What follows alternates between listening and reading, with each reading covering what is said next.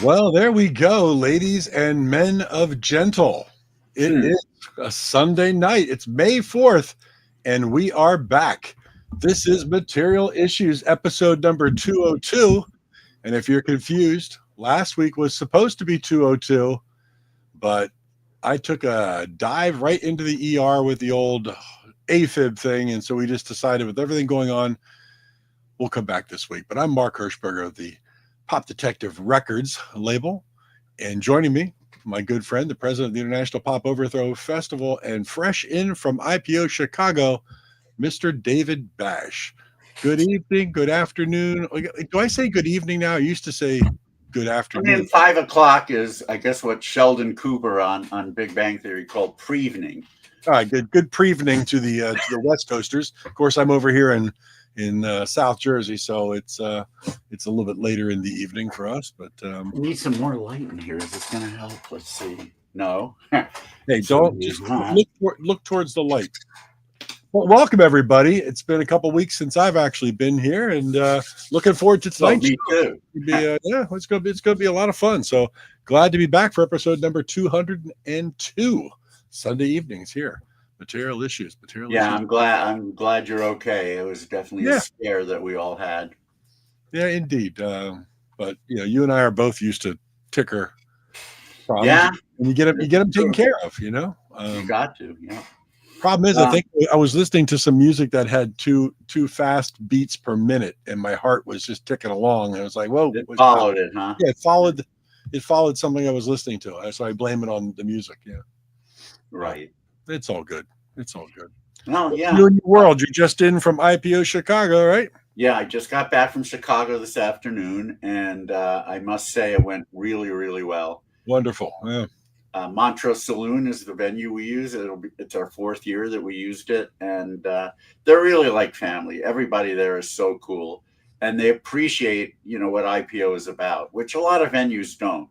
You use a lot of venues, the bottom line is the only thing. And I mean, that's going to matter, of course. Venues can't stay in business if they don't make enough money. But I think superseding that in the minds of the owners of that club are just, whether or not an event is cool, people will respect it. And they feel that way about IPO, which I appreciate. Plus, the owner and his wife were gracious enough again to let me stay at their home, which helps a lot. Let's put it that way. I had a great time in Chicago. Bought tons of records. Actually, also, and it's a good thing I was able to get this into my computer bag, because otherwise it would have been impossible. I got this book at Dusty Groove, Soul Music of Illinois. Holy cow! I know it's this thing's massive. That's what she said. About the books, not about it. Anyway, of course about the books.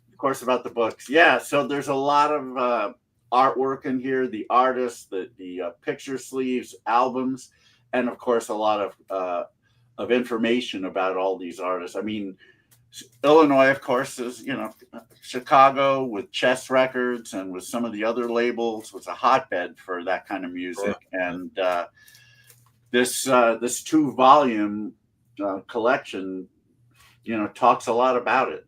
So I was just able to fit it into my new laptop bag, and along with my laptop and other things. Otherwise, my bag would have been more further overweight than it was. I thought I was going to have to pay $100 when they told me my bag was 56 pounds. They said 30. I said, all right, I can live with that.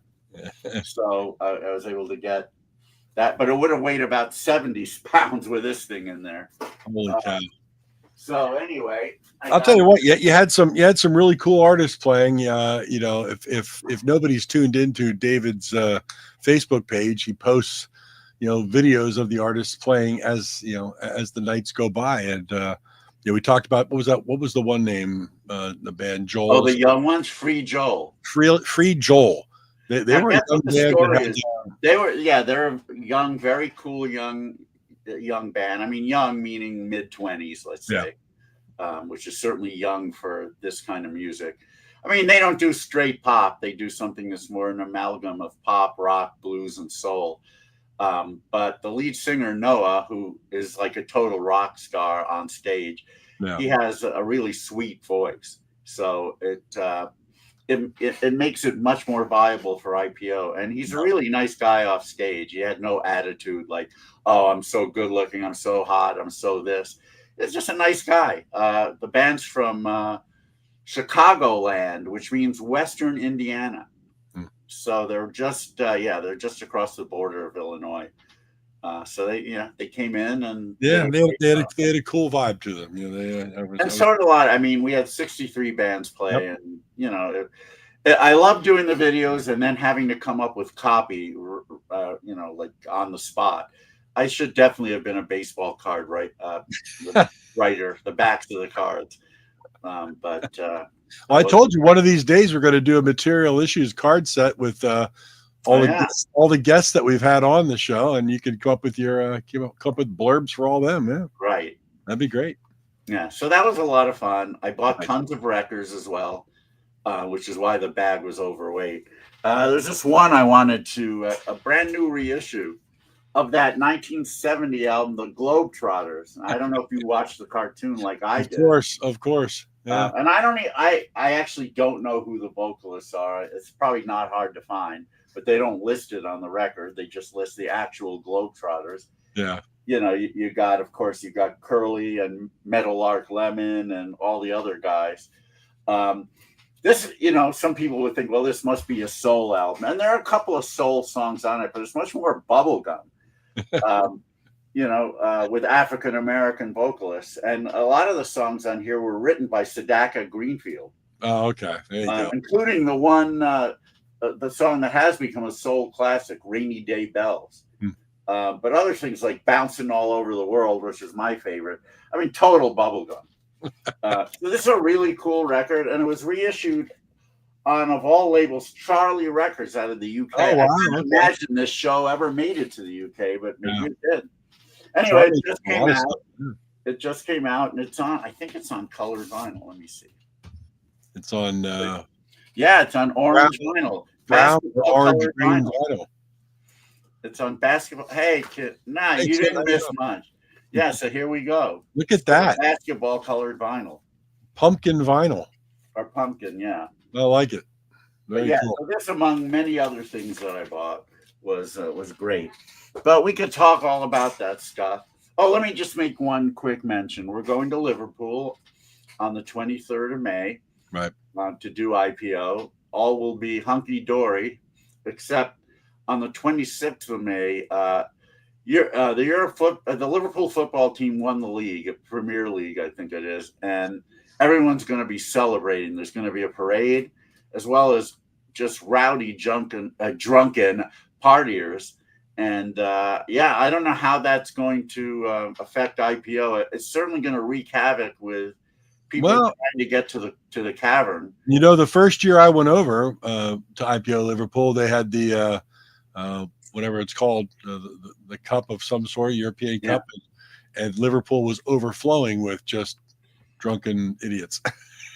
That's when they lost to AC Milan. Yeah. If they had won, I don't know what would have happened. Yeah, there was but bedlam 24/7 for 7 days. Bedlam 24/7. But back then, it was free to get into the cavern, so a lot of the partiers came in and disrupted the bands playing on stage. Yeah. Nothing we could really do about it. Yeah. But this time, I don't think they're going to come down. They're not going to want to pay £7 when they can go to another place free. Yeah. So I think we're safe. Well, I don't know about the pub. They better have like 5 or 6 security people there on that day. But actually, I'm going to talk to the cavern director tomorrow and just see if there's something we need to do. Yeah. Keep my fingers crossed that nothing too serious.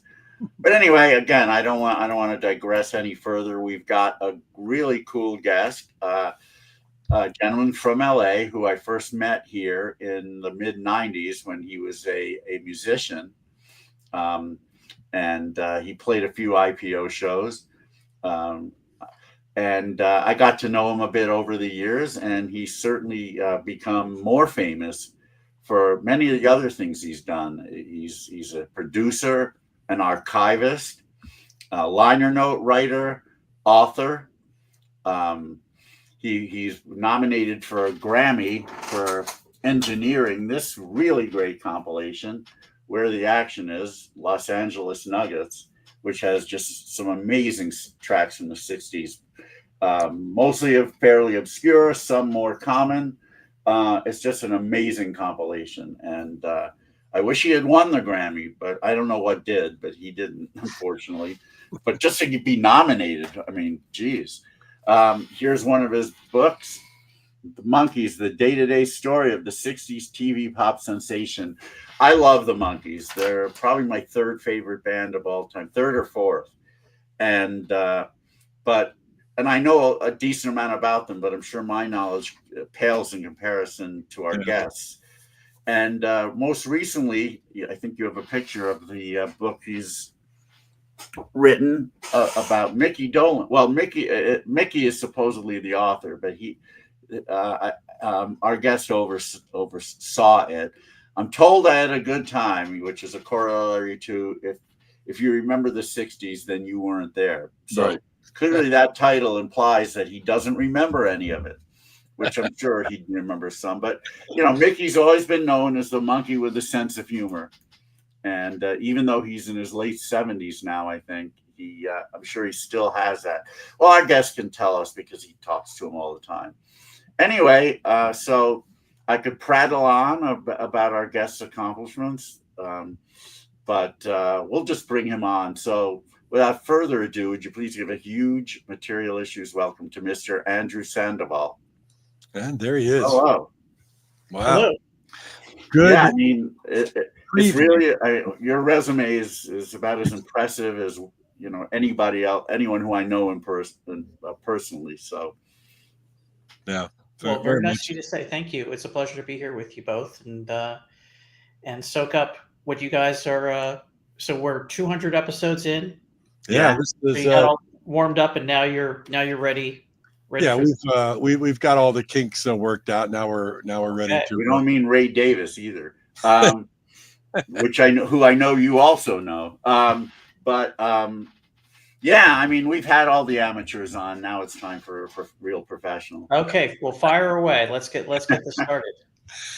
Fantastic. Well, Andrew, we talked about so many things that you've done already. Your list of titles of the things you've done is impressive. I'm a big fan of Come to the Sunshine, the podcast that you've done for many years, and now is on WFMU. If people out there are not familiar with what we kind of term sunshine pop or late 60s pop, soft pop is another term. Soft pop is a good term. Psych pop, things like that.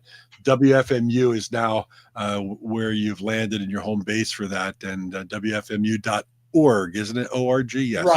Right. Yeah.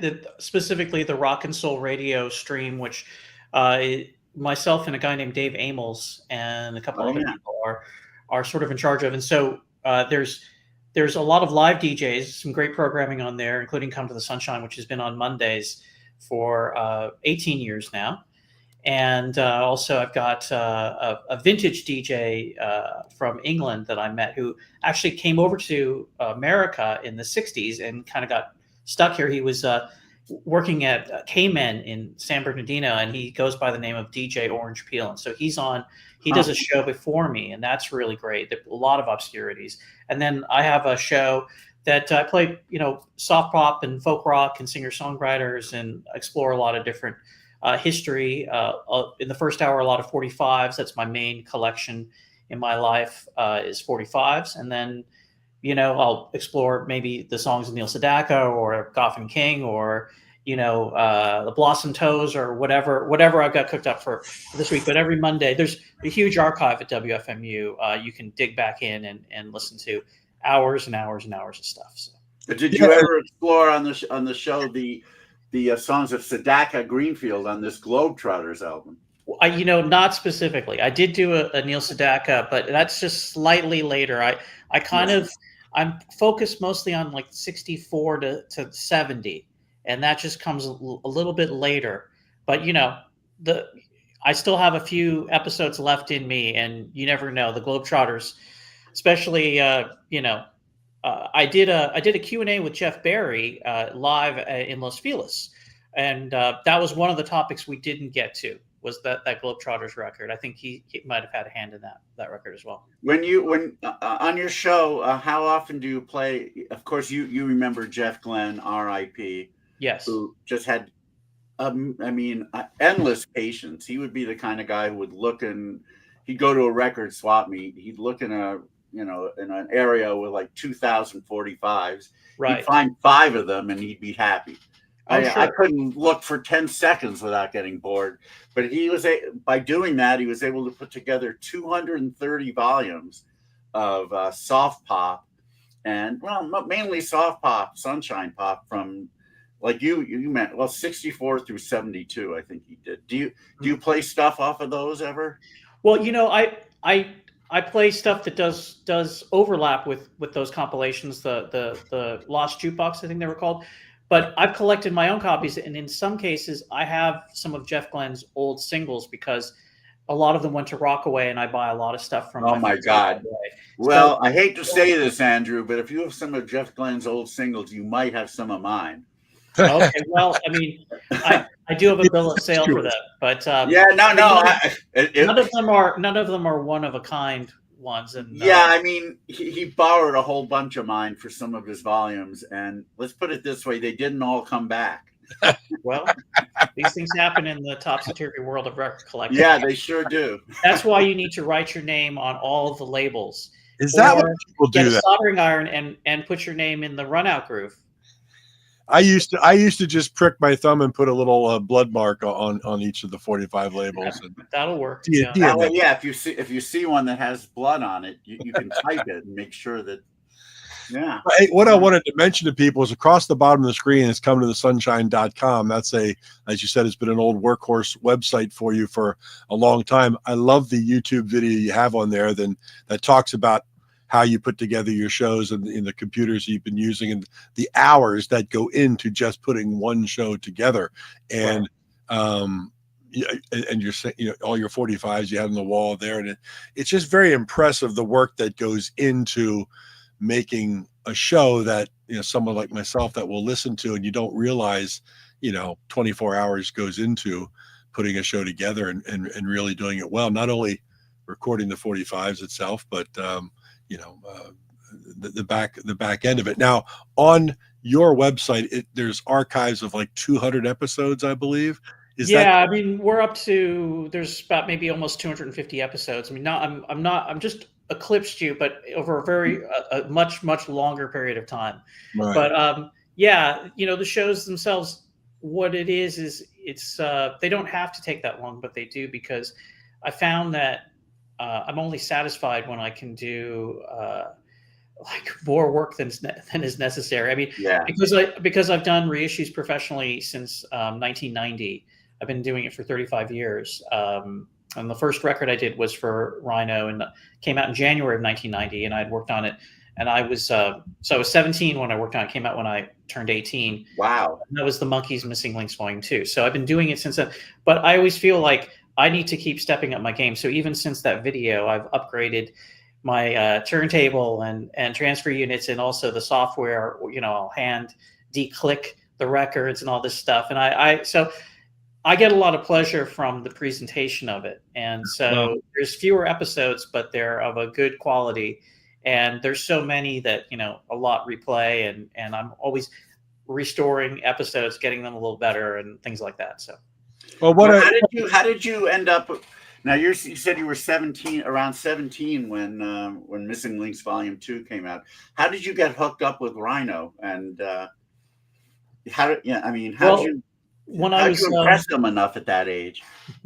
I'm native to Los Angeles, so being here is obviously a big key to getting, just being around to meet people, and been collecting records since I was very young, and music's been my only real path in life. I'm sure for the two of you. But when I was 14, I started my own music fanzine, print fanzine, because I wanted to communicate with people about music. And in those days, it was, this is 1986. So there was no social media or any other way other than to say, hey, I like these, this is this is me. These are the groups that I like, and I want to talk to you about it. And so I did 3 issues of that, and then that coincided with me graduating from high school. And in the meantime, I had interviewed Davy Jones of the Monkees, and I befriended Billing a lot. I was interviewing him, and he was working on this Missing Links record. And I was interested in not just the collecting of the records, but also engineering and how songs were mixed and history. And he was doing, he's one of the real fathers of CD reissues, if you follow his career. And he had so much work in that period that he needed more people to help. And so I sort of got in at the right time. I had worked at the Rhino record store, and then I had a birthday party for my 18th birthday, and Gary Stewart, who's a fairly beloved character in reissues, he said to me, well, what do you want for your birthday? You know, we were at Hamburger Hamlet, and, you know, I didn't get you anything. What do you want? And I'm sure he expected, like, oh, could I have, you know, a Four Seasons box set or something like that? And I said, I want a job at Rhino. And he was really taken aback. And he's like, well, would you do any job? I said, yeah, I'll do any job. So when I got my foot in the door, I was working customer service. They had a mail order that they did their own mail order at the time, and they were taking orders over the phone. And they had a big Christmas, and one guy who was working there couldn't do it, and so I got right in there and was working there. And then I applied for an A&R job, and then I went to Warner Special Products, was working A&R there briefly, and then I became an independent producer and started doing stuff like the Left Bank compilation, There's Going to Be a Storm, and Blues Magoos, Pretty Things, Wayne Fontana, The Mindbenders. And then that just sort of kind of fed off itself. I would get, you know, a few records and go and meet people at labels. I would go in person to New York City and places like that and say, hey, these are the things I'm doing. These are my ideas for your catalog. And, you know, it wouldn't always work out, but I ended up getting to do a good number of things over 35 years. About 15 years ago, I got into management, and I was recruited by Mickey Dolan's to put together the Monkees again to do live shows. And so for about a decade, the Monkees did live performances from 2011 through to 2021. And those were all shows that I produced. I got involved in learning how to stage shows and work with booking agents and work with buyers or promoters, as they're known, around the world, and to bring the Monkees to Australia, New Zealand, England, and Canada, and the United States. So I did that a number of times, and I've just sort of continued to do different things with music. And now I'm running a book publishing company called Beatland Books.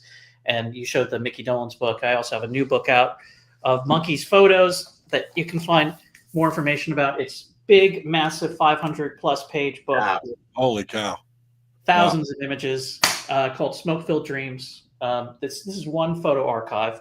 And then I've got a much bigger edition of the book that David held up, the Monkees Day by Day book. This is a 700-page edition that you can get from my, this was my pandemic project. But people were calling me all the time like, hey, I've got a good idea. Let's do such and such. And I'm like, I can't do that. I don't want to die. And I want to finish this book, which I collected information for 15 years. And then I realized that no publisher in their right mind would ever put this out. They'd say, why does anybody need a book that's more than a couple hundred pages on the Monkees? Who cares? You know, and the Monkees themselves said this to me many, many times. But you're a huge Monkees fan, David, I know, and there are so many great Monkees fans out there, and they really appreciate this information. Was just out there, you know. There in newspaper libraries. Obviously, I went to the AFM, and starting in 1990, and got all the records for who played on the Monkees sessions. I got internal memos. I interviewed all 4 of the Monkees extensively over the period of 15 years. So there was a ton of information, and it's great to document it. And so right now I'm editing a book on the Kinks, which is a reissue of a book that came out around the same time as my book through Backbeat, but now it's split into 3 volumes. And the first volume will be available in the fall, going from their formation in 62, 63, up through the end of the Pie era in 1971. That's the first of 3 huge volumes on the Kinks, and so Wow. I'm the editor on that, and that's what I'm doing mainly now. I'm not as many reissues. I did Bonzo Dog Band box set for Snapper recently. Oh, I just bought that actually. You're the person. You're the one. Yeah, I'm the one guy. No, I mean I always buy those Snapper box sets. They're incredible. Numbered to 5. Yes. So I get recruited for various, I'll do like 1 or 2 things, and I just did a Monkeys project for Rhino that's coming out later. Jordan Oakes has a question here. Okay. Were you? Not by any of the Monkeys. I was not referred to as the 5th monkey.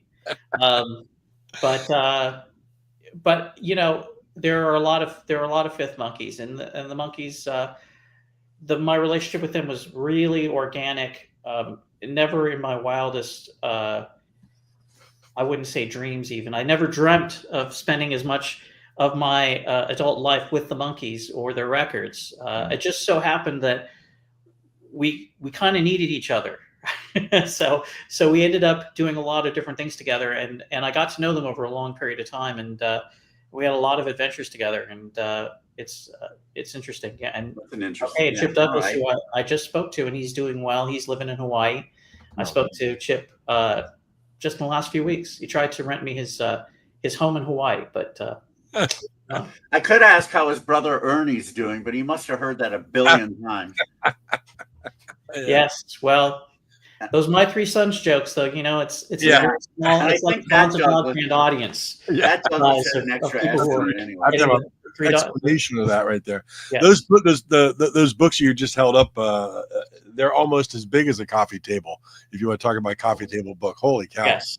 Well, there is something too. It was Andy Partridge who first told me from XTC that quantity has a quality all of its own, and he was referring to double albums. So a lot of us say, "Oh, this double album make a great single album," but what it is I decided that if I was going to do this thing on my own and self-finance these books, and then sell directly to because they're not on Amazon or anything. Yeah, you have to come to me to buy them. We were just real quick. We were commenting before the show. We were looking up for the book photos and things that we couldn't find them out there easily. So when you say they're not on Amazon and we got to go through you, is that through Beatland Books? Yes, it's through beatlandbooks.com, and so you can find all the information about the 3 books that I've published so far. And if you're on YouTube watching this already, there are videos of people unboxing the books, and you can get a really good look at what you are getting for the money. But I felt that if I was going to do these projects, I want to, like the Come to the Sunshine thing, I want to go beyond just the cheap and cheerful, like self-published. These aren't available digitally, the books. I mean, I want to make something of real lasting significance as a tribute to the Monkeys and any other artists that I decide to bestow copious amounts of hours on. I feel like there's a lot of 99-cent records that are very wonderful that I love, but to do it, there's a certain quality, and these books are printed really beautifully. They are coffee table books. So, but you might need some reinforcements on your coffee table. All of them. Andrew, would you say that the Monkeys are your favorite band of all time? Oh, definitely not. No, because I spent so much time with them. But no, my favorite band is undoubtedly the Beatles, and the second favorite, like my second favorite, which is really kind of like at 1.5, it's not really at the 2, is the Kinks. And then you get the Easy Beats. So I have a lot of favorites, and the lucky thing in my life is that I've managed to work with a lot of the people and a lot of the catalogs of the music that I care so much about. So it's been. I think when it comes to bands and music, and everybody will ask me, what are your favorites, or what are your top 5, what are your top whatever. I usually have a top 2. And then after that, 3 through 10 kind of organically changes when I go, oh yeah, wait a second, I like that band a lot too. Or I like this artist a lot. But the Beatles, Klaatu, they usually go 1 and 2, and then after that, 3 through 10 can jumble around on any given day. Yeah, mine are Grapefruit or my Klaatu. So Yeah. Well, as Terry Draper of Cloud 2 said, anything worth doing is worth overdoing. So that's a good quote. I've got mine are the Beach Boys, the Beatles, Monkeys, Shoes, and Badfinger. Very good. I'd say also, I did a book on the Bee Gees, a day-by-day book of their early era, and so the Bee Gees are another of my big favorites, another thing that I've worked on the reissues. And I also did extensive reissues on Elvis Costello and his catalog for Rhino. I love those. All the bonus tracks were amazing on those things. That was my main contribution was the second discs of each of those Elvis Costello things. So, yeah, I've it's been a long journey. How do you feel about like more current albums by some of those bands? Like one of the reissues you worked on was The Circle, and they had an album come out last year. Have you heard it, and do you like it? Yeah, actually, I wrote one of the songs on the record. Oh, so, that's right. And he loved it. I loved that. I mean, in my what happened was Tom Dawes, who was the main singer and songwriter who's passed on of The Circle, and the co-founder was Don Daneman, who leads the current Circle. They found out that I had done a recording with Tom Dawes for an album of mine called Happy to Be Here, and they said, oh, with new technology, could we use your multi-track and make something else out of it? And I said, sure. So when I got back was they had taken parts of my melody and crafted this new song, We Believed. And I thought it was really amazing to hear that, as being a huge Circle fan, to hear part of my music in their music. And then I said to Don, well, what would be really meaningful to me would be, could you take my original song and could you put a vocal on it since you have the multi-track? He's like, well, what are you going to do with it? I go, well, I'm not going to do anything. I just want to hear you sing my song because, this is what I'm asking for is payback. It's a short song. And then they were like, oh, this came out good. We're going to put this on the record too. So it's did not realize that we had Don on the program. He was great. When we played some of the songs, he sang along to them. Yeah, he's still got a great voice, and still sounds like those records. And there's some of my favorites too. So, and the tracks that you pull out on Come to the Sunshine, your podcast. That's just, to me, I get a thrill. I appreciate the work you put into it, but I get a thrill hearing things that I've never heard before.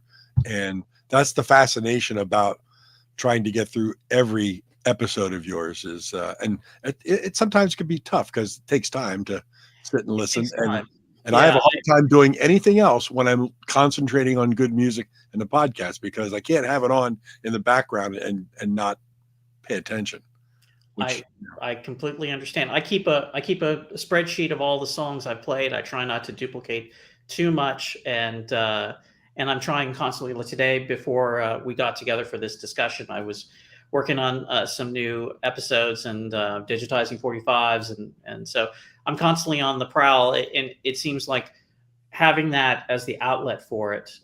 It was started out on Luxuria, which is another great internet radio station. Started out there in 2006, and now I moved to WFMU maybe about 8 or so years ago, and it's been a really happy situation over there. Really great hosts to it, and I've got a whole new audience through them. So, and a question for you there on Luxuria, all the episodes are out there, and the episodes have playlists, downloadable.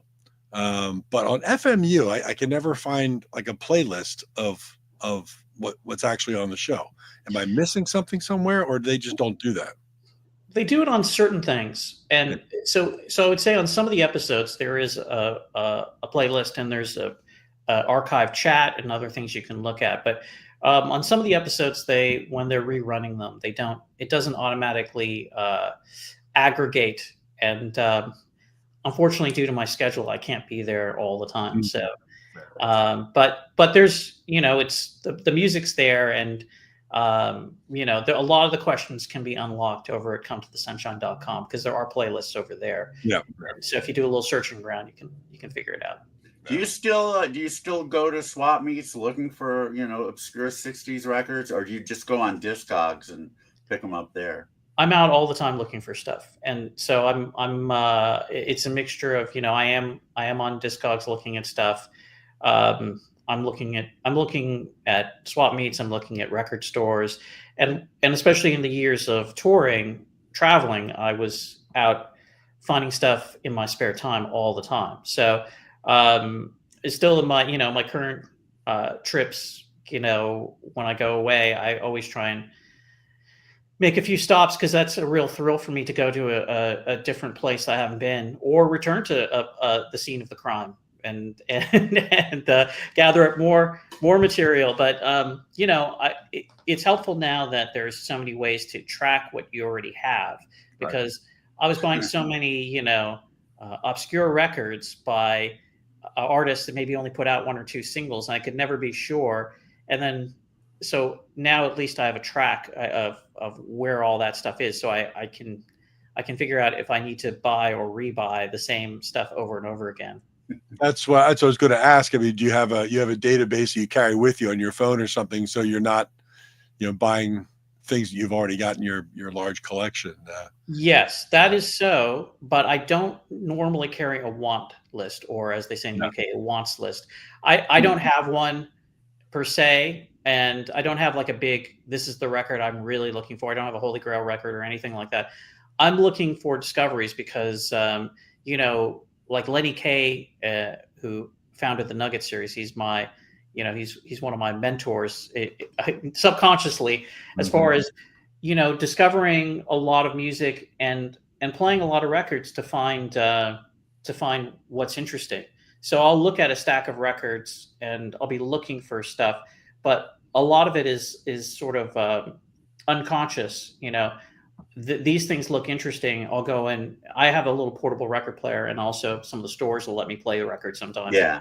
And that, you know, that's really helpful. But I mean, though, that's my happiest sort of process, is to discover that way. But I do a lot of continuing education online, you know, looking up songwriters and arrangers and producers and seeing what other credits they have on other records from similar time periods, and discovering stuff that way too. And that'll lead you, one thing will lead you to possibly a whole field of other things, because you're like, who produced this? I'm not familiar with this guy. I love the sound of this single. And now what else did he do? And yes, that is a almost daily occurrence for me. I mean, luckily, you know, the pool of material seems to be virtually endless, although I know there must be some end in sight to it. But yeah, I don't think so. Is there a 45 that you, even today, you've said, I shouldn't have spent that kind of money on that 145? No, I haven't had any deep regrets as far as that's concerned. And I you know, Well, like, wow, I spent that much money on this 45. You can't have regrets about things like that. Don't be a record collector. Well, I used to have a friend who used to say money is replaceable. Yeah. And but they didn't add, but records sometimes aren't. You know, I mean, I've encountered all kinds of stuff, and you know, of course, I love acetates, things like that. That, you know, one of a kind things. I've had some really great luck over the years, you know, finding stuff. So I don't have regrets. I mean, I have some regrets from when I was younger and didn't have money to buy the records that I wanted. I'd see them, and you know, or there were no ATMs at the time, or whatever, you know, it was cash only sort of situation. But you know, there's so many records, and there's so so many collections turning over right now. Yeah. That it's not really will there be stuff to get? It's, can I afford it, and can I, you know, do I have the room? You know, I'm a bit older than you, so I was able to get a little bit of a head start. Yeah, there you go. That's right, Natasha. That that is very wise, Natasha. And one day, I was living back in New York at the time, and a friend of mine said, "There's this dentist, and you may know him actually, Vic Figler." From Every Mother's Son. And not that, not them. Vic Figler, He went out. He bought a radio station out of Rochester, New York. He bought their. They went out of business. He bought all of their records, looking for garage records. That was his thing. He didn't like soft pop at all. So I went over to his house, and he said he had all these records in boxes in his garage. He said, just take what you want, and whatever you want to keep, it's $1 each. Whatever you want to give back, then that's fine. So I brought home about 400 records. And I went, I'm sure you would do this too. I went by like, what label are they on? What is the name? Does the name evoke a certain image? Like the Orange Cream. I'm not going to leave that back there. I'm going to take that home. Some I'd actually heard of, most I didn't. And it was just a great, I ended up with like 250 soft pop records of bands that I'd never heard of. And one of the things I found out, and I'm sure you know better than I do, is so many of these groups are just amalgamations of studio musicians. They're one-offs. So they're not an organic group who got together. They're just put together in the studio, and then they're different configurations, permutations of those that have other group names. Do you find that to be true in a lot of the cases with soft pop records? Well, I mean, not always, but I think by its very nature that style of music is such a studio-based sort of thing that, that's where it's great because, and a lot of the things are on major labels. So it's, you're really looking at songwriters and arrangers and producers, and that should be your key to, whether or not it might be something you're interested in. But by its very nature, what I love about it is it still has a lot more to discover, that the garage rock and private press psychedelia, things like that, that's so expensive. And I'll listen to that stuff, and it's only on rare occasions where I'll think like, gosh, that's really worth the money. But a lot of times I'll be like, I don't hear $800 worth of music. and something about that makes me feel good. I mean, I'm not one of these guys who is like, well, I'm only going to buy it if it's $2 or whatever. I mean, there's certain records that I just think are fantastic, and I'll keep looking for them, and eventually one will come my way. But a lot of UK records are harder to source because a lot of the stuff is not in good shape coming out of the UK. I visited Japan a couple of years ago, and that was like, wow, all the great UK records are here. Oh, that's true. The collectors. Yeah, it's a great place. I would say if you want to buy good UK records, don't go to the UK, go to Japan. Wow. And I have no qualm saying that, even as somebody who wants to get more, because it's so plentiful there. But wow. Yeah, the soft pop stuff, I mean, it is a lot of studio aggregations and other things, but the songwriters and the producers and the arrangers, I mean, the day has not really come for a lot of that music, because it's so produced that for a lot of people they're looking for something with the more raw it's true edge. Because compared to garage or even late 70s power pop, soft pop records are grossly undervalued, in my opinion. Yeah, which is good for us, but there's a few things that are very valuable. I mean, like when I first bought the Millennium albums, that was a $4 record or a $10 record. I had a few copies of it, and now it's a $100-something record. But Sagittarius, Present Tense, is another early record in that field. But I always think, if it sounds like they took the tape and they poured Snuggle fabric softener all over it, is it that soft? That's there's still lots of stuff. I was listening the other day to the Coronados, who were a group that they were on like a number of major labels, and they started making records in the 50s. And then I sort of started digging down to the details. I was one of the members has had a professional career as like a shaman leading sweat lodges internationally, and there's quite a trail on him. It's really interesting. There's a lot of people, and I was just thinking, like, do you think he ever thinks about Trip to Loveland when he's taking copious amounts of money on like people probably tripping on like mescaline or something? It's like, yeah, You wonder the weird paths that, you know, the for a lot of people who made these records, this was just a stopover on the way to something else. And most of the people I talk to are not especially proud of their work. They're like, oh, you like that bubblegum crap? You know, I mean, and it's not even bubblegum, you know, but they'd be like, I got something new and it's called the blues. And you're, you know, it's like, I'm not into that, you know, this is really deep. It's, you know, it's like 3 chords. Yeah. So I like musical sophistication. You know, I made, as David mentioned, I made my own albums years and years ago. And that's, you know, that to me was really an amazing thing to get to work with string players and live out all the stuff that I heard on these other records. You know, it was my intent was to feel that and be a part of that. You know, yeah, with your permission, I want to play one of your early tracks because it's a song that I fell in love with immediately. And you mentioned Elvis Costello. To me, there's a very strong, it was almost like you foreshadowed Elvis meets Burt Bacharach on this record because it came out before they did their collaboration. And I actually had, the word dream is in the title, so now you know what it is. But I actually did have a dream about that song once. It just kept going through my head during a dream. And while I was dreaming, I couldn't figure out. I kept saying to myself in the dream, like, what song is that? I know I love it. And then when I woke up, I remembered enough to say, oh, yeah, it's Dream About You by Andrew. That was the first 45. I guess that was 45 RPM still that I got from you, and then it showed up on this EP here, $1 Million Movie, and it's always been, you know, it's one of my favorite tracks from the '90s. And thank you so much for writing and recording it.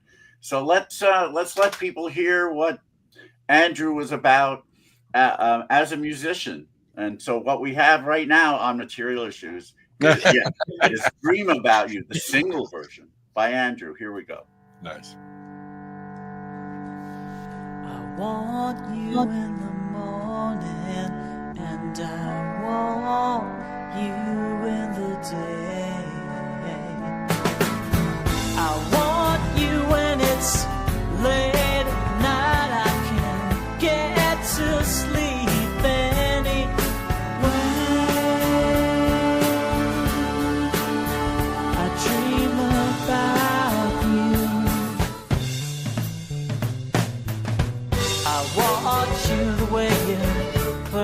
Your eyes, then I watch you the way you move your lips. Every expression different than the rest. When I lay awake, I think of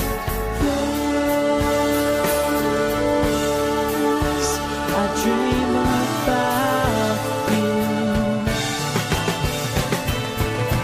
In the night, I can't sleep for all night dreaming. Heaven knows just what I'm scheming is about you. In the day, I'm always thinking of the time before you were on my mind. How could I live without you?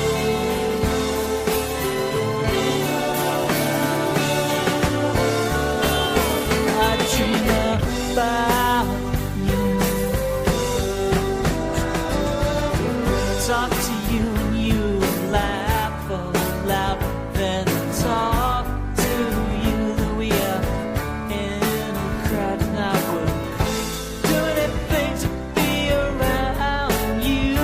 When you're away, I'll never doubt you. I dream about you. In the day, I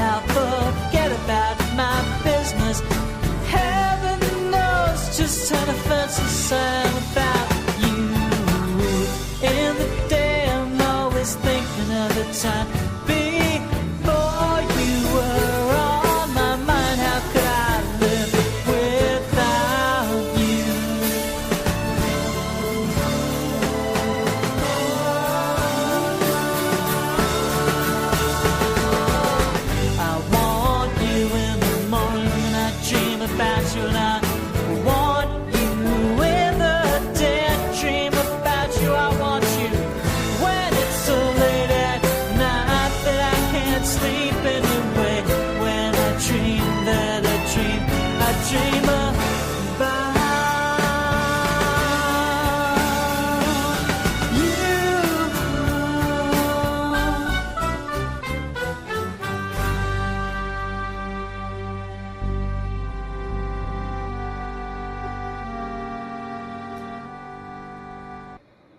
All right, I have some observations about that song, all positive, and some more in the form of a query. But first of all, yeah, it's one of those songs that, at least as I hear it, is just a verse and a bridge. There's no chorus, but it works. The other thing is the chord changes in that song are absolutely mind-blowing. I mean, my brain explodes, especially in the last verse where the strings come in. They're kind of unexpected because they're not there in the earlier verses, not in the same way. And man, I remember when I first heard this, I almost fell on the floor. I mean, like in awe of that. To me, again, it sounds like Elvis Costello meets Burt Bacharach. Did you have them in mind when you wrote it? I guess the Left Bank, and maybe yeah. There you go. I think Every Night by Paul McCartney was the song I listened to a lot around that time. But it's weird to hear it again. I hadn't heard that single version. I was like, oh boy, I hope it's not terrible. I redid it most artists. I redid it a few times, like the same track, but there were pieces that were missing, like the French horn and the harp and things like that, because we had some issues with the recording. And so I did a best of record that came out in Spain, and that has a more fully realized, and I redid the vocal probably too, but it didn't sound too bad. I wasn't it's very nice of you to say the nice things you said about it. And chord changes were interesting, for sure. Was always, songwriting is a real adventure. And I wanted to, like the Left Bank, I'd always dreamed of trying to do a project with Michael Brown, because I was like, he still bends my mind. I mean, as far as, there's Brian Wilson, and then, off into a totally different planet is Michael Brown of the Left Bank, and also Stories and Becky's and other things. But I mean, he's still somebody who I feel like I would love to do an album of his songs, his songbook. And because there's a lot of good ones too that are still not fully realized. And I love also the stuff he did with his wife Yvonne Vitale. There's some that album's great. Yeah, Shane Faubert co-wrote a lot of those songs. I actually spoke with Yvonne on the phone a couple of weeks ago, and she put her son on. He's trying to do that. He's trying to keep the legacy of his dad alive. And yeah, he seems like he's got some talent there, man. Yeah. I would love it if you did an album like that. Holy cow. Yeah. But yeah, I haven't, the last record I did was with a guy named Hunter Lee.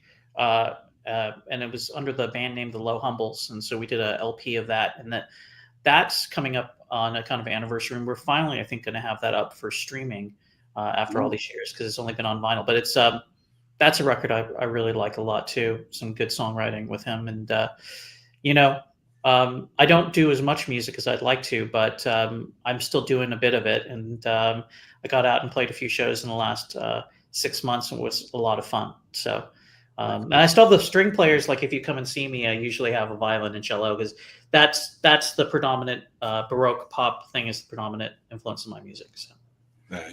Indeed. Yeah, it's funny how underappreciated Michael Brown is by even people in the business. Back in the mid '90s, I met with the producer Kenny Kerner, who I guess is known for Kiss and a few other things in the '70s, and he asked me, like, who do you think are the real pop geniuses? And I mentioned Lennon and McCartney, Brian Wilson, and Michael Brown. He goes, Michael Brown? What did he do? One song? And it's like, even if that was the only song he did, Walk Away, Renee, he'd still be a genius. But can you imagine, not knowing about all those other amazing songs that he wrote? Well, and, Steve Martin, the vocalist, not the comedian, but, the lead singer of the Left Bank, I mean, had one of the greatest pop voices, along with Colin Blunstone, of the Zombies. I mean, those are the people that I really, really admire. Yeah. And there's certain, as much as I've dissected music and been a musician and written and done stuff, there's still a lot of stuff about music that I'm just totally mystified by, mesmerized by, and that's the thing that kind of keeps me. I'm like, song structure and other things. I'm like, how it affects me, and then going back, and reverse engineering it, I guess. That's really been my life since I was really young. I mean, when I first got records of my own, I was like 4 and 5 years old, and I had my own record player. I would sit in my room and listen to the records, and what they evoked and what they brought into my life. I mean, that set me off on a path, and that's why I do what I do, and why I've devoted my entire life to it, is because the feelings that are embodied in these records are so special. And so my records that I did were just an attempt to be a part of that whole thing, as well, not necessarily to emulate it, but I couldn't help but not pick up on a lot of the people that made me want to make music, and also make music in a certain way, like very produced with the strings and harpsichord and all that sort of stuff. Do you think to be a soft pop fan, do you think you have to have a certain amount of sensitivity that maybe other people don't? Do you think maybe you had to go through I went through a difficult time in school, picked on for all kinds of different things, and music became my escape. And I found in those, like you mentioned, the feelings that those songs evoke, I found in especially that kind of music, just something that I could identify with. I couldn't articulate what it was, but it was almost like it was trying to comfort me in some way, saying, it's all okay. Yeah, did you go through that at all? Well, yeah, I certainly went through. I think I'm still going through a difficult time relating to people and not fitting in and trying to communicate with people. But I think the most extraordinary case of all of that for me is my feelings about Brian Wilson and the Beach Boys, where I feel that those records connect on such an emotional level that's nonverbal. That's really an interesting. They're tapped into something else, because there's lyricism on it, and some of the lyrics are very simple, and some of them are very meaningful in their simplicity. Yeah, but some of them are not. But that doesn't. Where the music is taking me sometimes is. I've done more sort of work in trying to heal and get through traumatic experiences with the Beach Boys as my main medication than even the Beatles, because the Beatles, for me, work how I ingest the Beatles is different than Absolutely. The Beach Boys. Beach Boys are working on a different level that some would call spiritual, but it is an interesting thing, and certainly we all know about Brian's journey through life and his trials. I mean, that's been almost the focal point of the music, but that in itself, it has such a wonderful side effect for the rest of us is amazing. And then there's the other brilliant part of it is that it's so omnipresent in our lives that we could, it's like this brick wall behind me. You walk by it and you don't see anything special about it. It's just there. But, it might hit you at this one moment, and then that will take you to another place. Mm-hmm. Yeah. Always. Very, very good point about how you ingest different artists, in different ways. Absolutely, I'm going to borrow that. No, I never put it that way, but ingest different artists in different ways. I like it. Yeah, indeed. I mean, I feel the same way. The Beatles hit me in different places than the Beach Boys do, than the Raspberries do, than a lot of my other favorite. For me, Justin Curry, Delamitri, turns knobs in me that no other artist does. For whatever reason, deep down. And I'd say also Ray Davies, as far as emotional impact, his work is unbelievable. I mean, my favorite album is the Village Green Preservation Society, and right. Something I've been fortunate enough to work directly with Ray on reissues of, and what he is able to express and tap into is I still don't fully understand it, but it's interesting going back and editing this book that Doug Hinman wrote. There's a quote from Ray from late '64, early '65, where he's saying, if someday somebody says that the lyrics that I've written that it's meant something to them in their life, that would be a big success to me.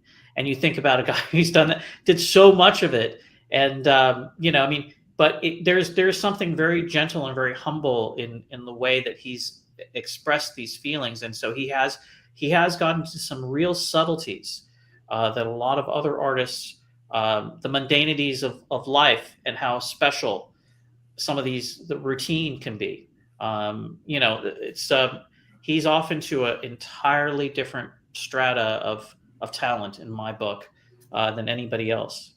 And then you have the Beatles, and the Beatles to me are untouchable, near perfection. And the early Beatles records to me are the ones that I go back to the most. Hard Day's Night, I would say, just for the sheer feeling of it and the innocence and the vitality of it.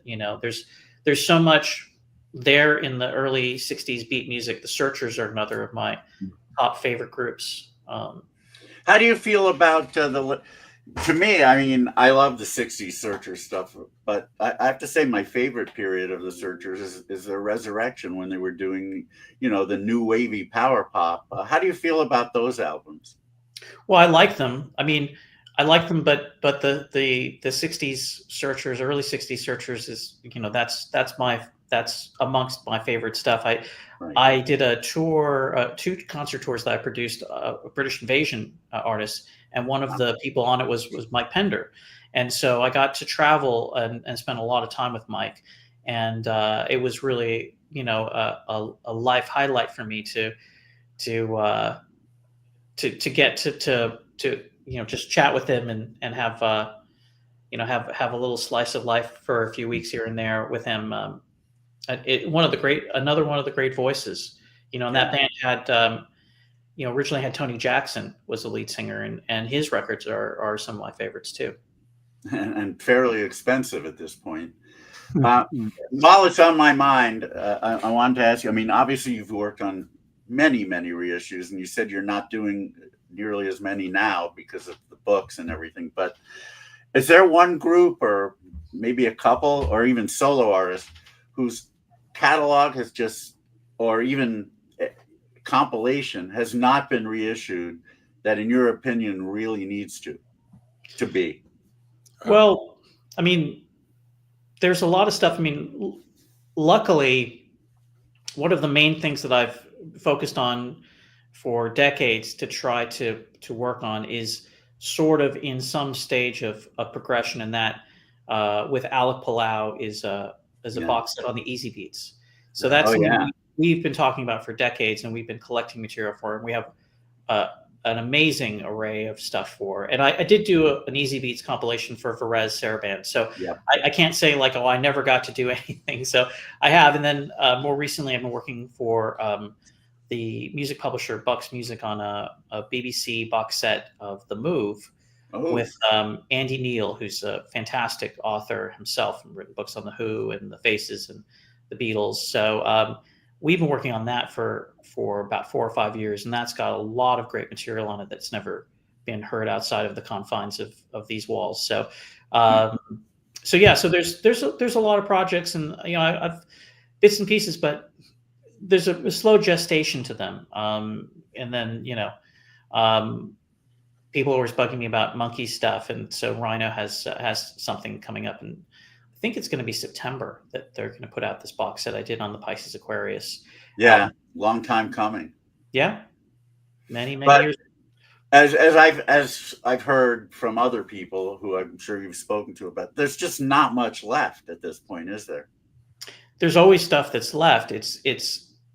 But there's the windows closing for all of us as far as our time to appreciate it and enjoy it, and getting to the audience, and also what people want from it on who are the owners of it, So a lot of stuff is kind of falling by the wayside. That's why Come to the Sunshine is a nice thing, because it gets to anthologize a lot of music that I could never reissue. I mean, Universal Music Group own the biggest amount of labels, especially from the 1960s, and most of it will never be digitized in any way. And so, I and a lot of it burned in the fire that they had.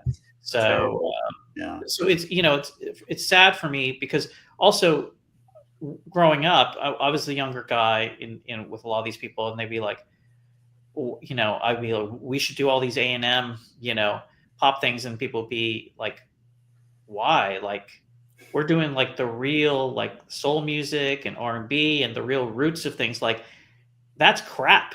That was crap then, and it's crap now. And it's like, well, it's not at the expense of R&B or anything. I would meet a lot of people from older generations that they would take a liking to me on one level, but on another level, like, why the hell do you like Jerry and the Pacemakers?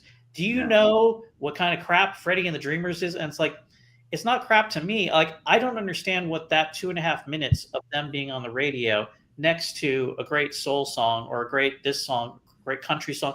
There was such a array of choices that you had in the 1960s, all of this amazing music. And I'm still learning a lot about soul and country music and all sorts of other things. I'm a dabbler in those things, but there are things that I'm interested in, folk music. But I've never understood why things have to be mutually exclusive. Like, well, if you like this, you can't like that. Two reasons, in my opinion. One, most people have, well, for lack of a better term, very limited brain power, and they're only able to concentrate on a few things. The other reason is, especially with record collectors, it's in a lot of cases, it's about being cool. Soft pop is just not cool.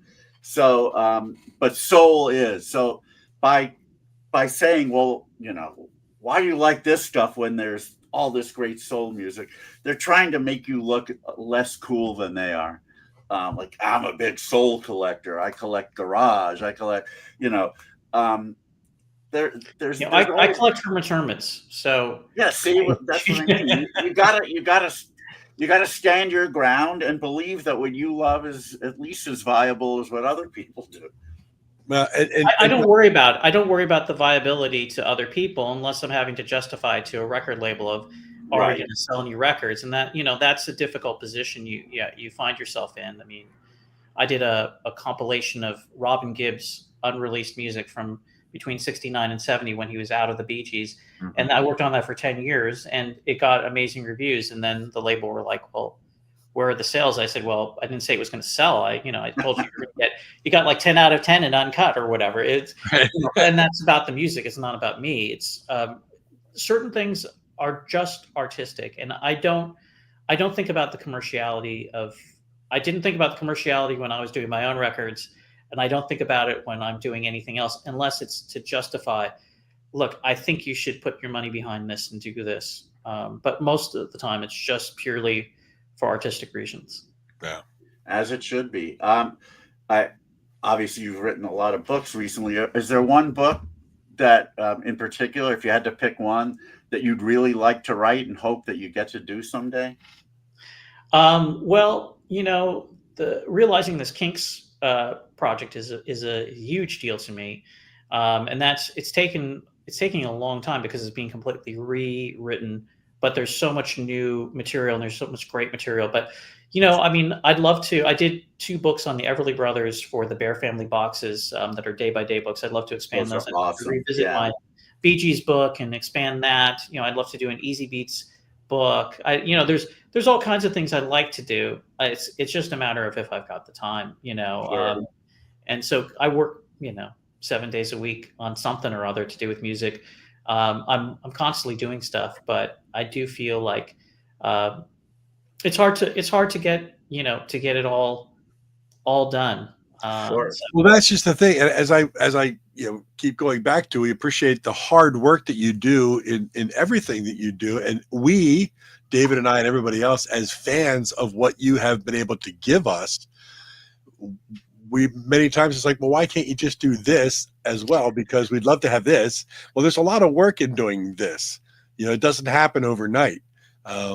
So there's a lot of things we'd love to see you and people of your like do. But as you described, you're working 7 days a week, and you've worked on some projects for 10 years till they see the light of day. It doesn't, and our window is closing. The older we get, the less time. And Andrew's still a spring chicken. He's and got synapses. We're our expiration date is coming, but he's got years. Well, I think like Sunshine Pop and that kind of the kind of music that you focus on with the podcast or the would be, with the information you'd be able to find, would be a great documentary. There'd be a wonderful documentary involved in a lot of these unknown bands that may have just one single, and who can you talk to that still survives from that. And I'd love to hear one of them say, "Oh, you like that crap?" Like you said, it was just one of the big things. I've been told by so many of my favorite artists that I have terrible taste. It's been a real journey of patience. I mean, that's the other thing. I think for a lot of music fans, they wouldn't be able to stomach getting the criticism directly from the artists themselves. Right. that I've had and just had to sort of feel like there's the art and there's the artist. I'm going to try not to let my feelings about their art be hindered by the way they behave or the way because what you're doing when you're doing the sort of things I'm doing is you're basically getting in their business. You're whether you think you're being invasive or not, you may think you're the biggest fan of whoever it is, and that when you get to do your thing with them, it's going to bring all this light and appreciation to them. They don't know that. They've heard that from everybody, so, and they don't know you or why you're doing it. Or they don't want it. And also you're invading their privacy in a way. I mean, it took me years to kind of realize how it would be like somebody, digging through your personal stuff and then saying, this is, it was tough enough for me to sit here to listen to Dream About You for 3 minutes. And so I can't imagine what it'd be like to be on the other end of that from, me, talking to somebody, but it's something I've done over and over and over again. And, but I have sympathy for the artists. Yeah. I I don't have sympathy for the record industry, but I have sympathy for yeah. I got to ask, and of course you don't have to name any names, but one of the reasons I had some trepidation about meeting some of my musical heroes is, what if they turn out to be just absolute jerks? Have you has that happened with you? Have you met somebody whose music you've admired and they turned out to be jerks, and has that affected your perception of their music? Well, I'd say the people who are really nice are the exception to the rule. I think that everybody has their moments, and there's been some artists that have been really terrible to me and really nice to me, the same artist. I always think like I'm coming to them for their art, but I'm not coming to them to like water my plants or take care of my cats. It's a different thing. I mean, I think that a lot of people feel a real connection with art and music, and they feel like this person gets me. I'm getting something from what they're putting out, and we could connect, and we could have this friendship, or we could have this communication. A lot of the times, what's in the wax, what's in their work is, that's the best part of themselves. I'm not saying that they don't have value outside of what they've created. I'm just saying that they're two different things. That's the aspirational side. A lot of these songs are about an aspirational type of love, a love that, I'm going to love you and it's going to be special. And, I'm not giving you good lyrics here, but it's like, it's going to be different with me because I'm so-and-so, that's a lot of these songs. But that's the aspiration that they're putting across. And so there's somebody on the other end who's a listener is like, well, I'm that person. I'm you're talking to me. But that's not reality. You know, the reality is that these are complicated people living day to day, trying to survive and trying to, you know, are they making money off their art? Are they not making money off their art? You know, the song they wrote, you know, 20 years ago is, you know, what does it mean to them now? It's a really mixed bag, and you're kind of like, it's like you're going into the jungle with a machete, you know, and you're just chopping down stuff. So I'd say like the people who I've met who I thought were really, really nice, I can probably count them on one hand. But that's not to say that the other people, you know, I respect all of them. I respect all of them. They're really, because they're people, they're human beings, you know, and I've had lots of people who met me an offhanded moment and I didn't, you know, answer the Monkeys trivia, you know, right away or whatever they had for me. And that guy's a jerk, you know? And so I always think about like, I don't want people to think I'm a jerk. You know, I'd like to, if I could, I'd like to give people what they want, but we're not all capable of giving each other what we want. Well, I'll give you an observation about that, you know, and I'm sure you've heard this from other people. When I first met you, I mean, I didn't know you, of course, and you seemed at first to be, you know, kind of like, I don't know if standoffish is the right word, but it's like, yeah, I was kind of like, you know, I came to you kind of as a fan of your music, and you didn't say much. Like I expected you to be as ebullient as I was, you know, because I've met other people who were that way, and you weren't. And you know, I must say though, you've definitely come out of your shell a lot over the years. I still don't know how to react when people react to my music. It's, you know, it's because it's my biggest dream was to try and express myself in that way, and I still don't know how to properly converse with somebody about it. It's still. And that's where I relate to the artist I deal with, because it's a part of me that, you know, that I've shared, and I'm not sure was it the right thing to do, you know. Mm-hmm.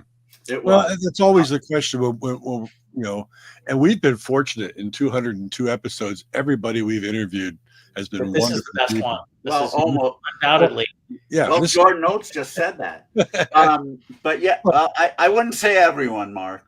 No, but yeah, Maybe 190. I was just tongue-in-cheeking it a little bit, but you know, but that goes back to a point, is that when we ask artists to be on the show and they don't want to do it because they're past that or it doesn't mean as much to them now as it still does to us.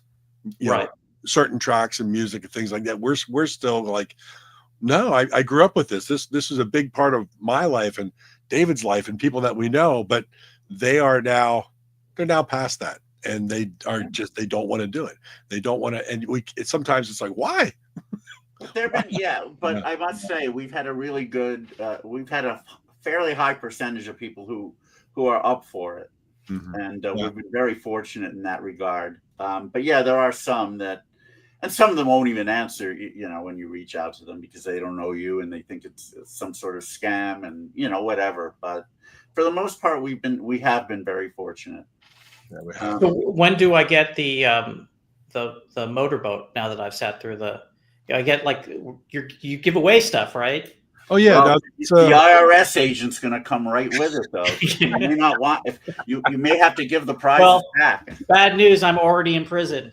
Oh, that's true. I was going to say. So you can't get me here, and I'm, you know, ward of the court. Well, let me give you one reissue wish. If you look behind me, I have a lot of my box sets. That's what those one of them you can see is the Kinks mono box. I would love to see somebody do a Hollies mono box. You think that's a possibility? I think. And would you be interested in curating it? I would love to do that. Yeah, I especially love the Graham Nash era, which are all the mono records. So, yeah, there you go. Well, hopefully somebody's interested. If you said I just want to do the Michael Rickfors records, I'd say, well, oh, there you go. Get Saul Davis. I don't think there are any mono on those anyway, but we could fold them. We could fold them. Yeah, that's right. By the way, did you ever find Mark? I don't think I told you this, but there's a local record store called Freak Beat that Andrew and I go to. One day we were in the store together, and I happened to see the original copy, the original copy of Emmett Rhodes' The American Dream with the original withdrawn cover. And I had it in my hand. It was like $100, but I said, you know what? I've never seen this. I may never see it again. And I remember Andrew came up to me. He said, "Are you going to buy that?" And I could tell what he meant. Like, I hope you're not, because I want it. But I did end up buying it. I felt badly, but not enough to where I would give it to you. Have you found it? I have one. Yeah. Okay, good. I found it was on the wall at Amoeba one day. So. Oh, okay. And they had a number of other. I'm a big merry-go-round collector, so I have all of the 45s and the stereo 45s that they made promos of that are pretty interesting. Yep. And so yeah, but I did find one eventually, and so I haven't hated you or lost any sleep over that. You didn't have a David Bash voodoo doll made that day? No. Okay, good. Great stuff. Well, did we talk about what do you got coming up, Andrew? What's first in the pipeline? So, some sort of announcement will be coming from Rhino about the Monkees for later in the year. Some CD stuff and some vinyl stuff, and then potentially this Move box set, and then in the fall from Beatland Books, the first volume of the Kinks, and then a few new episodes of Come to the Sunshine for sure. Rolling out. I was working on one earlier today, and that's plenty to keep me busy for the rest of the year. Yeah, sure. For sure. I'll look forward to the new episode of Come to the Sunshine. I mean, if people haven't heard it, again on the website Come to the Sunshine, the first 200 and something episodes are right there, and then the WFMU.org link is where people can catch the rest of them. So amazing gathering of stuff that you've just primarily never heard before, and will blow you away if you're into soft pop, sunshine pop, psych pop. You like that stuff? I love it. I mean, it just you have terrible taste. You like that stuff? Yeah. What are you, queer? I used to get that in high school all the time. You queer? Yeah. No, man. It just. I mean, it takes me back to the first time I heard the Left Bank and said, "What is going on here?" Just it makes something go. And then you're hooked. And when you're hooked, you're hooked. Andrew, thank you so much for joining us. It's been a real pleasure to speak to you both and get to know you a bit, Mark. And yes, indeed. Yeah, my pleasure. This has been a wonderful interview. Like and subscribe. 5 stars. Don't if you're going to do less than 5 stars for my performance, just don't leave it. That's that's my manager says. I just only want a certain level of feedback. Sure. Well, my friends, Andrew Sandoval, come to the sunshine.com is scrolling across the bottom. And then for his literal coffee table size books he's going to hold some up right here. We've got the Monkees. Day by Day Story. Yeah. Day by Day Story. This is beatlandbooks.com. This one. Yeah, this one. This is Smoke-Filled Dreams by Joe Russo, Monkees. And then we also have I edited for Mickey Dolan's. So I had a good time. These are all crazy books. Yeah, now, if I come to your house and buy them, can I can save on shipping, right? Yes, you can. I think I'm going to do that because maybe we'll meet up at Freak Beat. There you go. Well, we can arrange that, I suppose. Okay. Thank you, Lisa. Hey. They don't allow me visitors here, so. Yeah, and not even conjugal. So that's even better. Oh no. Andrew, thank you so much. What a wonderful time tonight, and best of luck with everything. I'll be listening. Come to the Sunshine, and keep doing what you're doing because absolutely, we're very grateful to us and to a lot of people we know and people into this kind of thing. So it's greatly appreciated. Yeah. Thank you very much. Well, have a great night, and you too, Andrew. Thank you so much. We'll see you soon. Okay, cheers, bye. Andrew. All the best. Bye-bye. Oh yeah, that was a very fun interview, and That was fantastic. Super nice, super nice guy. no, he's gotten way. You know, again, when I first met him, he wasn't really comfortable talking about stuff, but he's definitely he's come out of his shell very nicely over the years. Well, we've had a few people on the show that are involved in reissuing, remastering, the art of it all, and the people that really do it right, like Andrew, the time and effort that he puts into making sure things are quality is, Another guest we've had who I know has worked with Andrew is Steve Stanley, and he's the same way. Yeah. I mean, if Steve puts anything out on his Now Sounds label, you can bet that he's going to go all out. He's not going to cut corners. He's not going to, he's not going to cheap out. He's not going to leave any stones unturned when it comes to writing his liner notes or tracks that are out there, and he'll make them sound as good as they can. Well, there's just a lot of work. There's a lot of work that goes to do it right, and I'm very, very impressed with the quality, and I just love it. Come to the Sunshine is such a great archive of music you just don't hear, unless you go to the right spot to hear it. So yeah, great stuff. Yeah, great interview. Great guy. It really was. And we've got a few interviews, which I have a feeling will be great as well, coming up on the 11th, a week from today. We have the great Magnus Borjesson, and some of you may be saying, well, who is that? Well, you really should know who he is, because his band Beagle is one of the best, in my opinion, one of the best pop bands that's ever existed. They're from Sweden, and he was the singer-songwriter. Didn't play an instrument on his records, as far as I know, but he had a great band behind him, including guitarist Kalle Hawkinson, who I've met. The two albums, Sound on Sound and Within, are just absolute classics. You want to talk about things that are evocative of great 60s acts. Beagle, you got The Association, Left Bank, Little Crowded House in there. I know they're not 60s, but just amazing records. And one of my biggest thrills ever was to have Beagle, not the actual full band, but to have Magnus and I can't remember which other member of Beagle, combined with a few LA musicians, to do a show for us at IPO at the Troubadour. It's something I'll never forget. It was really a pipe dream of mine. I didn't think it would ever happen, but it did. And so it'll be great to have him on. He is living in Sweden, and with our time change, if we were to do it at this hour, it would mean he'd have to be awake at 2 or 3 a.m.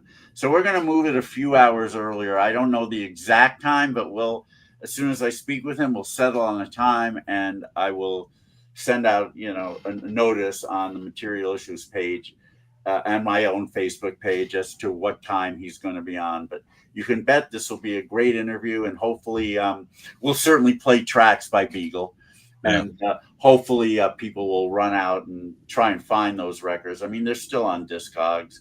And you never know. I mean, when we were in Stockholm, we were at, of course, Nostalgia Palatset. You graciously got me a gift certificate for my birthday.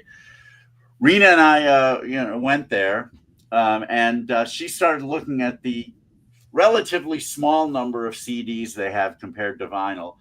And within a few seconds, she found a copy of Within for like 50 crowns, which is like $7. And, only in Stockholm could you probably do something like that. But they're out there. And if not, not in your local record bins, they'll be on Discogs or eBay or somewhere. And those albums have been reissued on vinyl, but those are much harder to find. Yeah. So we're gonna have Magnus at on May 11th.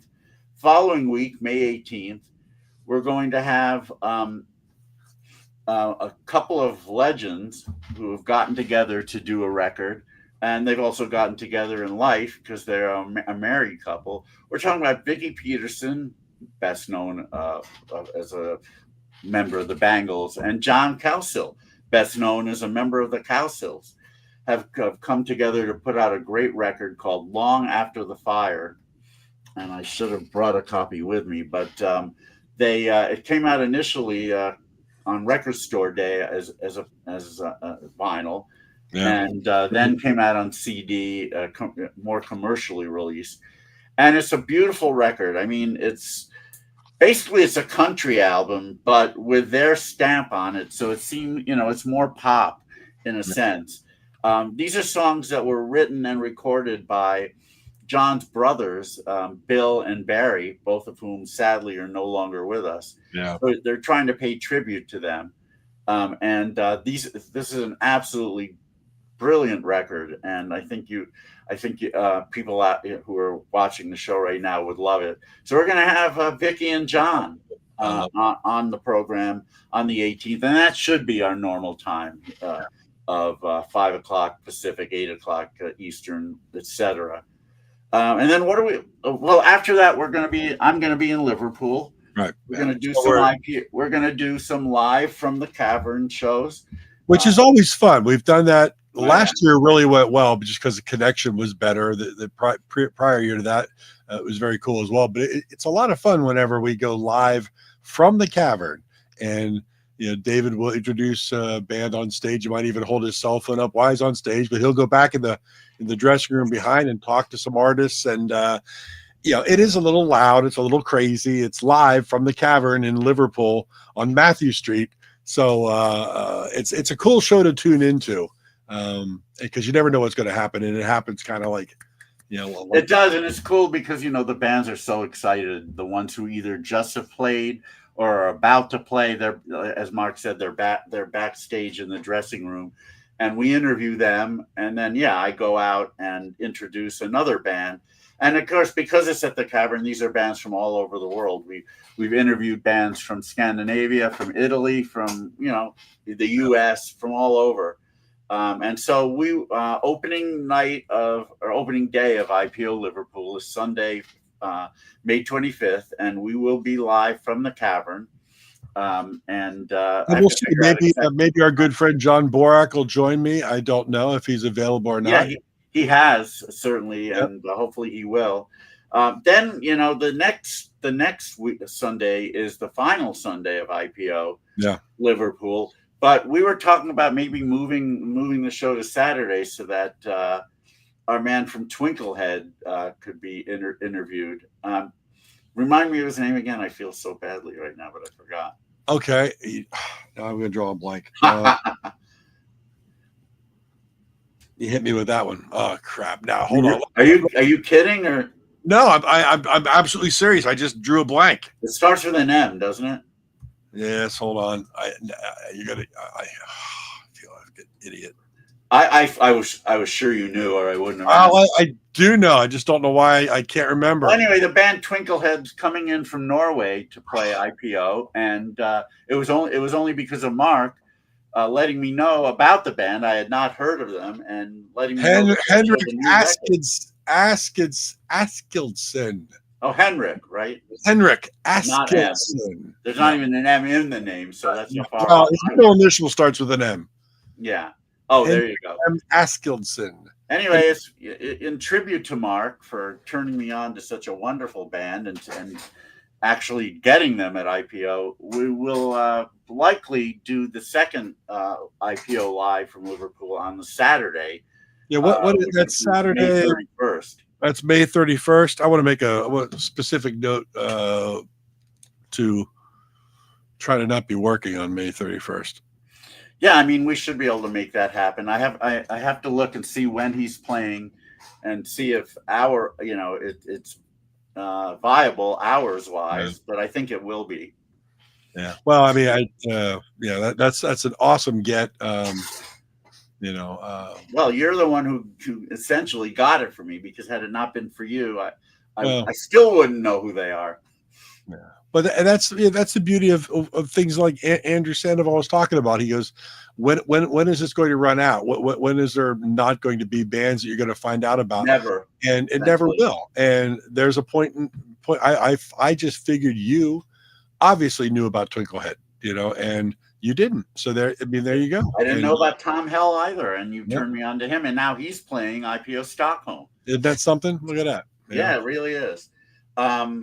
So we have, actually that just gave me an idea, because the following Sunday, which will be June 8th, is when Tom Hell is actually playing. Wow, but unfortunately, it's in the afternoon in Stockholm, so we'd have to do a pretty early show to do that, to get that. But not too early for the East Coast, though. But here's the beauty of it, though, and we really haven't discussed this at all. But we could always record a show, and then send it out. That's a good point. And just it won't be live. We're just completely off the cuff here, brainstorming on our own show about what we should do for later shows. But to find out about it, materialissues.com is what we're saying. Just go out there on YouTube and just subscribe to our channel. And on Facebook, it's just a Facebook group, Material Issues. Join the group there. And we don't send out a lot of spam and emails and such. We just give 1 or 2 updates a week as what's going on. That's how you find out. And if we decide to do something earlier with a cool artist, we'll let you know via Facebook, Material Issues, or materialissues.com. So tell all your friends, this is a great show. You got to subscribe to this thing. Really, that's what we appreciate. You like today's interview with Andrew, you'll enjoy other interviews with musicians, with authors, or just Mark and me. Occasionally it's just us talking about whatever, and maybe playing a Stump the Bash kind of game. And music, playing music. A lot of fun. And playing music, that's true, which we'll be doing a lot of when I'm overseas. Because the next week's show will be from Rome, I believe. We'll figure it all out. But I believe you have secured another guest for us. Well, I don't want to. I mean, I'm still. Oh, we don't have a date for that yet. Yeah, we're still working on an actual date. So I mean, a DP right here, right? I don't mean double penetration either. Yeah, providing that's what, nice. That's what we're talking about. But I mean, it comes down to the roots of it all. Some of it's a little grassy. The grass is always greener. So if it's always greener, we'll pull it out by the roots. But I had breakfast at Denny's the other day, and that's what I was thinking about. Guess of the future. But sooner or later, I'm gonna go to Denny's myself. I figured I'd use a different tack on that one. Thank you, Tim. It's all good. Yeah, definitely. So so that guest is wants to do it once, but it's just a matter of figuring out a date. I mean, I'm not a certain Sunday. So as soon as we know, I'll let you know. That's great. And of course, we always have irons in the fire. Yes, indeed.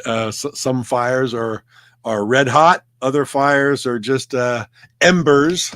But oh my God, did you get someone from the Flaming Ember? Now that I would love. I'm not saying. The Great White Soul Group with Westbound Number 9 as their hit from 1970. Yeah. Maybe. Now I'm gonna have to find someone from Flaming Ember and get them on. Cool. I mean, that's what we do here. We get some people that you're gonna know, but we get some people that you're like, that's kind of. Well, the great thing is they all have a story to tell. They have a story to tell. They've gone through this. They've all gone through this biz known as music in different ways. Yeah. And in their dealings with labels and managers and producers and touring and all that stuff. They all have different stories to tell, and they're very fascinating in a lot of cases. Yeah. No, it. Wait, Natasha, I'm not sure what you mean by discount code. Everything's free, so just subscribe at YouTube, materialissues.com. Just hit the subscribe button. I don't think we've ever been asked about that before, but okay. But I'll give you a discount code. It just is free. Yeah, it goes from free to free. Hey, So. we appreciate Natasha. We appreciate you being here and hanging out. We haven't seen you before, and very cool. So, yeah, and that's another thing. Yeah, I mean, we always encourage people to make comments. Yeah. In order to register, you go to Streamyard and follow the steps. But yeah, please do make your comments, make your feelings known about the show or about a particular guest or whatever, and ask questions. You know, the guests love it. We love it. Yeah, it just it just adds another dimension to what we're trying to do here. And we've got 201 previous episodes archived out there at materialissues.com. So That's true. It's Feel all out free there. to check those out on YouTube, and you don't need a discount code. That's free too. Yeah, it's all good. But we appreciate everybody hanging out and checking in with us and asking questions and just saying hi. It's a lot of fun. You know, that's primarily why David and I do it. We just enjoy doing it. And just But you know what would be really fun for me right now? A nap, because I need it. I need an outshine bar, and I need to walk the dogs. So, all right. Well, everyone, thank you so much for spending your Sunday with us. We hope you had a great weekend. We hope you have a wonderful week ahead, and we'll look forward, hopefully, to seeing you next week when we have Manus Borjeson of Beagle. I will again let everyone know about the exact time this will air. So everyone, again, thank you so much. Stay safe. We'll see you next time. Love to Rena. Love to Ches and Audie. Cheers, everybody.